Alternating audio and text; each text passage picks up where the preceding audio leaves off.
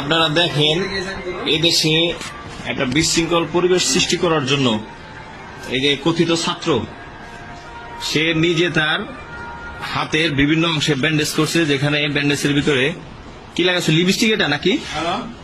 হ্যাঁ, রং রং লাগাইছো, এটা উঁচু করো। হ্যাঁ, তার এক বড় ভাই এই বাসায় থেকে নাকি তার এটা তৈরি করে দিয়েছে।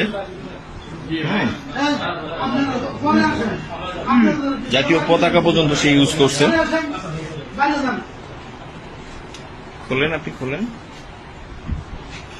লিপস্টিক লাগানো এটা। হ্যাঁ, আপনি এত সময় তো প্রয়োজন নাই, তাই না? হ্যাঁ, দেন।